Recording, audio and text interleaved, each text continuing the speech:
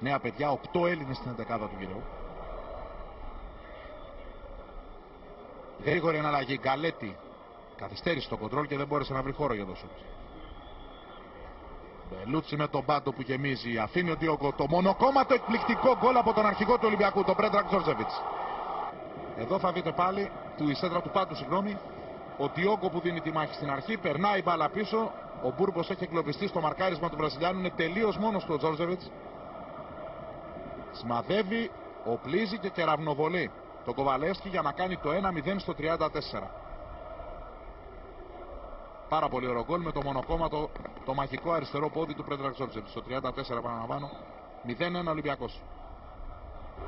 Και πάλι εδώ ο Πάντος, σέντρα του με το δεξί. Πάρα πολύ έξυπνη παλιά. Τσατζόγλου που παίζει έναν ελεύθερο ρόλο στη μεσαία γραμμή. Βγαίνει μέχρι και κρυφός κυνηγός. Ντιόγκο, εκπληκτικό δεύτερο γκολ με τον Μπελούτσι. Για την πρώτη του εκτός έδρας νίκη από τις 13 του Σεπτέμβρη. Δείτε πάλι ο Πατσατζόγλου στον Ντιόγκο που έχει ακροβολιστεί, θα βγάλει τη σέντρα. Ο Μπελούτσι ευνηδιάζει στο κέντρο άμυνας του Ηρακλή. Θα το ότι ο Ντιέ τον ακολουθούσε. Αυτός βρέθηκε πιο κοντά του αλλά δεν τον πρόλαβε. Αμέσως με το αριστερό με ένα αέριο βολέ. Δεύτερο γκολ για τον Ολυμπιακό από ένα ακόμη αριστερό πόδι της ομάδας του. Αυτή τη φορά του Μπελούτσι στο 39. Πάλι για τον Κοβάσεβιτς. Βάζει πολύ ωραία το σωματοκί με την εμπειρία του, κέρδισε. Ο Ντουντού που έχει χώρο. Σουτάρει, εξαιρετικό, καταπληκτικό γκολ από τον Βραζιλιάνο.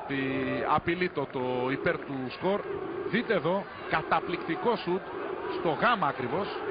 Στη συμβολή των δοκαριών από κάτω πήγε η μπάλα να σφινωθεί. Από το υπέροχο γκολ του Ντουντού.